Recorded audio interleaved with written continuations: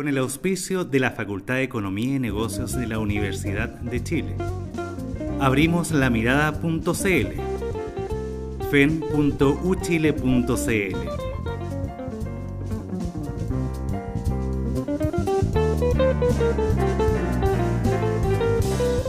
Presenta La Mesa. Bienvenidos a esta nueva edición, nuevo capítulo de La Mesa, esta coproducción semanal del Mostrador Mercados y la Facultad de Economía y Negocios de la Universidad de Chile. Tenemos una invitada especial, no solamente porque es mujer, pero es una columnista que ha estado muchas veces en el sitio. Sus columnas son muy debatidas. Cecilia Cifuentes, economista de Libertad y Desarrollo, muchas gracias por venir. No, gracias a ti, Iván, por la invitación. No, y para ser transparente, que ella tenía que haber estado la semana pasada y por problemas nuestros, de nuestros choferes, no pudo venir. Así que gracias por ser tan flexible y venir esta semana.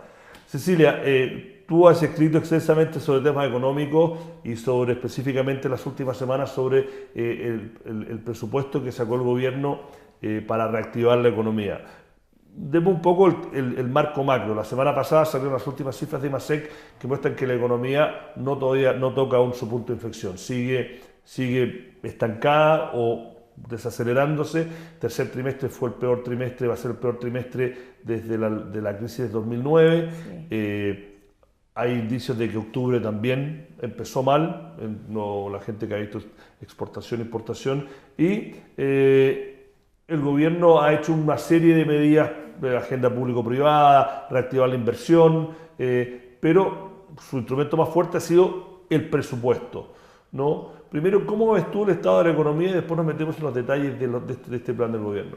A ver, efectivamente la economía está bien frenada y aquí yo creo que hay una combinación de cosas que tienen, a mi juicio, más que ver con factores internos que externos, pero hay también elementos externos en el sentido de ver, a pesar de que tenemos una economía americana que está bien fuerte, bastante incertidumbre respecto a la recuperación europea e incertidumbre también respecto a China.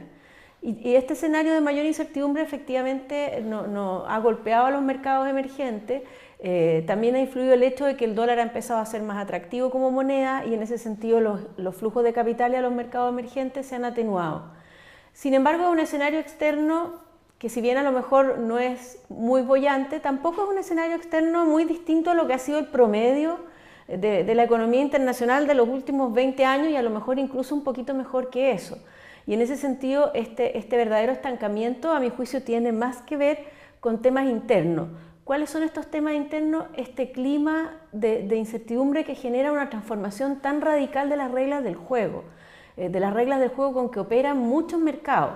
Y en ese sentido es bastante razonable que los inversionistas, que los empresarios tomen una posición de esperar y ver, en el fondo, a ver qué pasa, cómo me van a afectar a mí los cambios, y en ese intertanto obviamente frenen sus inversiones, frenen sus decisiones de contratación hasta no saber bien cómo termina todo este proceso de transformación. ¿Y por qué los inversionistas extranjeros no opinan igual? Porque si uno ve en los últimos meses solamente, tenemos 3.300 millones de dólares de Unión Fenosa comprando CGE.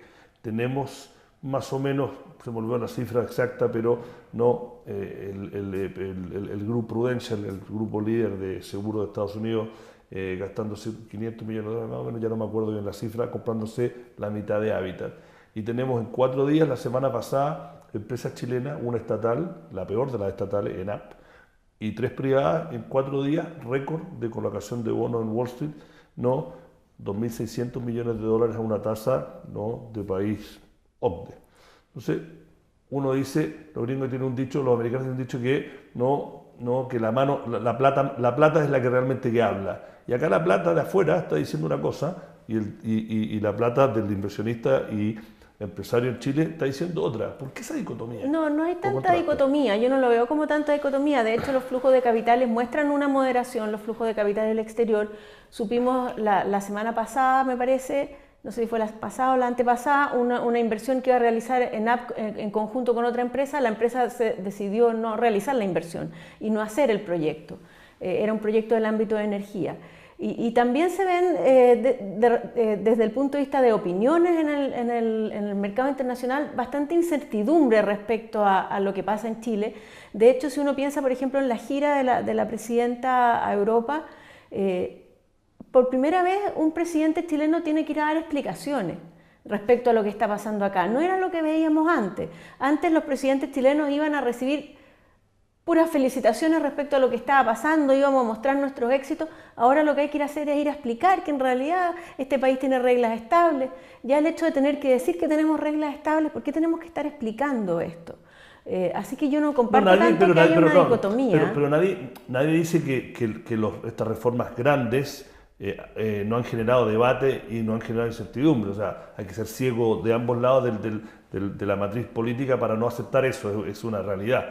A lo que yo voy es que, ¿no?, más allá de lo que uno pueda decir, ¿no?, o la opinión que pueda decir, no, Prudencia no es una empresa que, ¿no?, se metió con los ojos vendados no sabiendo que se le viene una AFP estatal, de que si es verdad lo que se filtró la tercera hace 2 semanas, van a haber cambios de las reglas a la AFP, si uno cree incluso el 50% de lo que se filtró, bastante radicales, ¿no? Igual dicen, no, yo acá me voy a meter igual. CGE se va a meter en el negocio del gas, que el gobierno lo dijo clara y llanamente, vamos a regular el mercado del gas. Entonces, no, y los inversionistas extranjeros, como te digo, en un momento en que los mercados emergentes, como tú lo dijiste muy claro, están siendo golpeados, deciden que Chile, o 4 empresas chilenas, incluyendo Benap, que está endeudada y pierde plata, ¿no?, que hay garantía y hubo 6, el promedio fue 6 veces la demanda. Entonces, no, me parece que ahí, ahora lo que se escucha afuera es Mary O'Grady, con todo el respeto que lo puedo tener, yo viví 2 años en Estados Unidos, dentro incluso del liberalismo, neoliberalismo americano, ella es considerada una persona muy extrema. Entonces, que ella diga que Chile se está yendo, no tiene el mismo valor que quizás lo que dijo el Financial Times, que es considerado, no sé, más de centro. Entonces, esa dicotomía, yo creo que sí hay un contraste ahí. Yo no lo veo tan marcado, y efectivamente también uno puede decir que internamente la información es bastante más avanzada, porque sí, efectivamente yo creo que todos podríamos concordar, y de hecho por algo Michelle Bachelet ganó las elecciones, en que Chile necesita una reforma educacional importante, en que si tú tienes necesidad de financiar esa reforma, es necesario a lo mejor ver la forma de financiarla en forma sostenible. Yo creo que en esos como grandes temas los consensos son amplios, pero estando aquí uno ve el detalle y uno ve las herramientas que se están eligiendo y el discurso más en detalle, y efectivamente genera mucho ruido, yo considero, desde el punto de vista de un inversionista. Personas que, por ejemplo, ahora pueden estar trabajando en el sector salud y que ven que está un discurso de que no se puede lucrar en educación. ¿Qué sienten esas personas respecto a su negocio? Que probablemente lo que venga después es que van a decir que tampoco puede haber lucro en salud.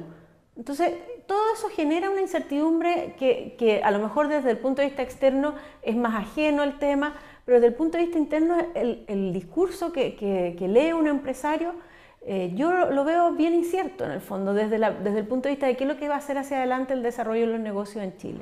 Ahora vamos con eso a lo específico. Una de las medidas que el gobierno está tomando o promete tomar para reactivar, para dar confianza, una está esta agenda público-privada, con ayudar a reactivar inversiones, destrabarlas, y la otra fue el presupuesto. Tú has escrito la segunda, diferente, y tienes una opinión bastante, no es verdad, iba a decir bastante crítica, pero no es verdad, a ciertos aspectos, sobre todo el impacto que va a tener en los equilibrios macro, y si efectivamente el gasto va a ser lo suficiente para reactivar la inversión.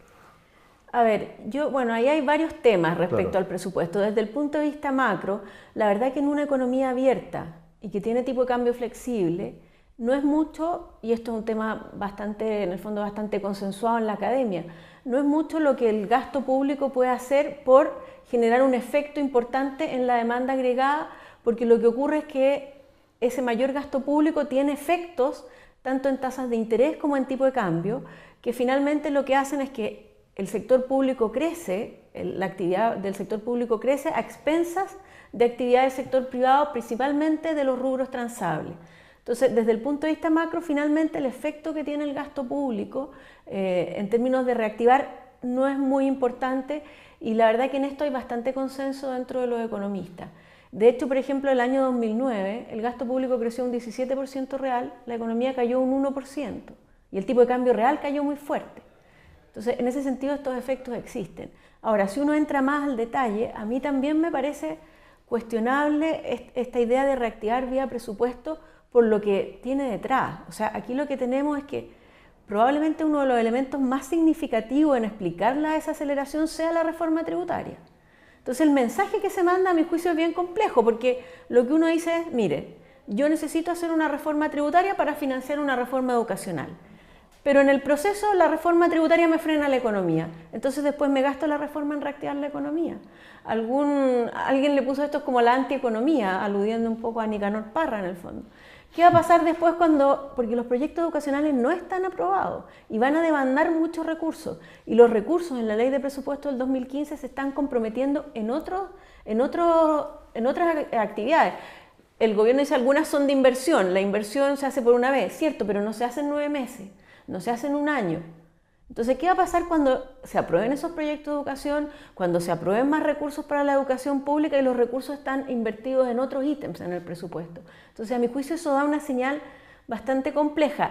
Y más allá de que además en este presupuesto se observa un aumento muy significativo de lo que uno podría llamar gasto burocrático, en términos de que lo que crece el gasto en personal y lo que crece el gasto en bienes y servicios es más de lo que crece el gasto en subsidio y transferencia. Entonces, una cosa que es verdad, es verdad casi todo lo que estás diciendo en el sentido de dónde va el gasto, ¿no? Pero un argumento que se lo pusimos a una persona alta de Hacienda sobre el gasto de personal, ¿no? Y tuvo una respuesta que es interesante. Yo no soy experto, así que no puedo saber si... Pero decía, vamos a tener un flujo de fondos en los próximos 4 años tan grande que si no tenemos un aparato estatal en 2 ministerios, el de educación y el de salud, que es donde va a ir la mayoría de todas las próximos 4 años, la plata va a ser malgastada, que ha sido siempre uno de los talones de Aquiles de los gobiernos concentracionistas, ahora nueva mayoría, de que éramos ineficientes como aparato estatal en utilizar estos recursos. Entonces, por eso es que han hecho estos contratos con el BID, con el Banco Mundial, con el Fondo Monetario, que vengan equipos de expertos para asesorarlo. Entonces, yo también, ahí yo no profeso completa ignorancia, pero ese es el argumento que dice que por qué aumenta el gasto en ese aspecto. ¿Ah? No, o sea, en términos de lo que aumenta el gasto total en personal, la verdad que es imposible atribuirlo a un par de asesorías que efectivamente están en el presupuesto, pero que dentro del total de recursos no pueden explicar la diferencia. Ahora, además esto se suma que efectivamente todavía arrastramos, a pesar de que todos los gobiernos han hecho esfuerzo en este sentido, todavía arrastramos un problema de eficiencia en el sector público, en términos de la cantidad de gasto burocrático en relación a los servicios que se entregan. Hace bastantes años atrás que se están haciendo esfuerzos en esta materia, y que pareciera, y de hecho en el gobierno anterior, por ejemplo, todo esto que es como gasto burocrático estuvo bastante controlado el crecimiento, sobre todo este gasto en bienes y servicios. Y esta vez parece que ese esfuerzo se detuvo, en el sentido de que no se ven esfuerzos por eficientemos este gasto que tenemos tan significativo, y yo no logro explicar mucho este aumento de gasto en bienes y servicios de 7,8% real, es bien significativo. Si uno lo analiza en detalle por ministerio, que nosotros el trabajo lo hemos hecho, hay un gran aumento de gasto en lo que podría decir informática. Y la explicación que se da no es que tenemos que renovar equipos, tenemos que renovar licencias, puede ser válido, pero entonces lo que tendríamos que esperar es que el 2016 este gasto en bienes y servicios prácticamente cayera en el fondo, en términos reales. A mí me parece un poquito cuestionable, la verdad, este aumento en gasto en burocracia, porque finalmente no responde al discurso, porque si uno ve el discurso del presupuesto, este es un presupuesto que tiene énfasis en educación, el gasto en educación crece lo mismo que el gasto total, y este es un presupuesto que realmente se hace cargo de las demandas sociales. Y uno lo que ve es que el gasto en bienes y servicios, el gasto en personal, crece más que el gasto en transferencias. Muy distinto a lo que se observó en los 4 años anteriores, en que el gasto en transferencias, que es este gasto en subsidios, creció en promedio durante ese periodo 6,6% real. El otro gasto más controlado. Aquí vemos que el gasto en subsidios crece prácticamente lo mismo. Entonces no se ve que las cifras concuerden con el discurso que se da. Para el próximo año, tomando en cuenta el análisis que ustedes hacen sobre el presupuesto, ¿no le ves entonces el rol reactivador? Porque, por ejemplo, bancos como JP Morgan, BBVA, Santander han hecho cálculos basados en lo que se sabe ya del presupuesto y ya le han dado una cifra, 2 puntos porcentuales o medio punto porcentual de sumarle al crecimiento si se ejecuta en un 100%. El análisis de ustedes de que eso no va a ser tan así, porque como explicaste antes, el impacto que va a tener colateral en otros va a ser como se va a restar, va a ser al final. Sí, tiende a ser bastante reducido el impacto reactivador. Hay que considerar además que este aumento de gasto se está financiando con un aumento de impuestos. Y el aumento de impuestos tiene un efecto contractivo en el sector privado. O sea, efectivamente aquí lo que tenemos desde el punto de vista de la demanda agregada es un sector público que crece muy fuerte, pero crece un poco a expensas del sector privado. Y el efecto total final es muy poco significativo. Ese es nuestro análisis. Es muy poco significativo desde el punto de vista macro. Y desde el punto de vista de las otras medidas macros que ha tomado el gobierno, como la más reciente, extender la línea 2 la línea 3 del metro, concesionar otra nueva línea del metro, gastos en transporte público que creo que eran 4.200 millones de dólares, ya no me acuerdo bien la cifra, crear esta, no sé si no es la palabra, no es comisión, pero crear una institución, un mecanismo para destrabar puntualmente proyectos de inversión. Ese tipo de cosas van a tener un impacto significativo, ¿tú lo ven ustedes más como una cosa puntual, arista? A ver, nosotros miramos con buenos ojos este discurso de asociación público-privada, en el sentido de que efectivamente las concesiones, la inversión, el desarrollo de infraestructura es positivo para el crecimiento. El punto es que hay que ver que eso se concrete y cómo se concreta en el fondo. Porque, por ejemplo, tenemos este problema bien serio en el tema de energía, que probablemente explica parte de la desaceleración, y hasta ahora la verdad que las señales que se han dado no son muy satisfactorias, en el sentido de que se quiere resolver el problema a través de fijaciones de precios. Yo no veo en qué forma eso incentiva en el largo plazo la inversión. Se le están dando señales al sector del gas que no van en la línea de dinamizar el sector, sino que más bien de resolver el tema de altos costos a través de fijaciones de precios. Entonces, en ese sentido, si bien el discurso es positivo en términos de que hay un objetivo de destrabar inversiones, de agilizar procesos, que me parece bien, hay que esperar a que efectivamente se concreten en medidas efectivas. Pero es un elemento dentro de este escenario de señales que nosotros percibimos, un escenario de señales negativas. Esa es una señal que va en una dirección correcta. Una pregunta que es un poco más política que económica, pero el instituto de ustedes también se mete en temas de políticas públicas que no son tan técnicas. Se lo preguntamos hace unos días atrás al ministro de Economía, la misma pregunta que desde el punto de vista del clima del debate, el ambiente crispado que se ha generado, ¿les sorprendió? ¿Era de esperar? Yo estuve la semana pasada en la cena anual de la SOFOFA y estuvo la presidenta y los empresarios volvieron, a pesar de todos estos esfuerzos que el gobierno está haciendo de mandar un mensaje que los quiere como socios, todavía hay escepticismo. ¿Le ha sorprendido un poco lo crispado que ha sido el debate? A ver, nosotros desde la campaña, la verdad que siempre fuimos muy críticos al programa de gobierno, a los instrumentos por los que el programa de gobierno planteaba que iba a mejorar la educación. Fuimos muy críticos a la reforma tributaria en su momento, y lo que ha ido pasando al final es que ciertos argumentos que se plantearon en ese debate, a lo mejor no con la suficiente fuerza, terminaron en la práctica siendo efectivos. Porque respecto a la reforma tributaria, por ejemplo, y esto también es bien de sentido común, cuando uno plantea, le voy a subir los impuestos a los ricos, en la práctica, y esto lo saben en general los economistas, los impuestos los terminan pagando todos, porque los impuestos tienen efecto, la economía al final es un flujo circular, y por lo tanto, si yo le pongo más impuestos al dueño de la empresa, de alguna forma el dueño de la empresa o produce menos, o cobra más, o contrata menos gente, tiene efectos. Todas las políticas económicas tienen efectos colaterales en el fondo. Y en ese sentido nosotros planteamos muchas veces, los impuestos los pagan todos, no solo los van a pagar. Y eso es lo que se vio después en el discurso del debate, porque empezamos a ver como muchos sectores empezaban a sentirse muy afectados por la reforma tributaria, porque efectivamente eran afectados por la reforma tributaria, porque los impuestos los terminamos pagando todos. Eso lo planteamos y eso finalmente probó ser así, y es así por sentido común en el fondo.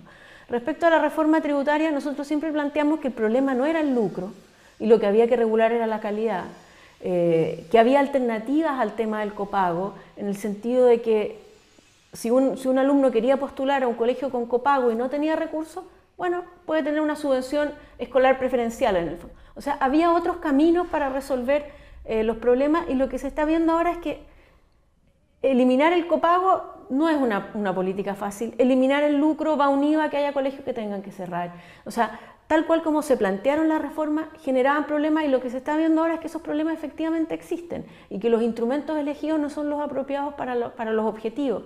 Que en algún grado, al menos yo, por ejemplo, el objetivo de la educación, y yo creo que todo el mundo lo comparte. Chile tiene un déficit en calidad de educación, pero no es la forma de resolverlo la que se está eligiendo porque genera muchos problemas.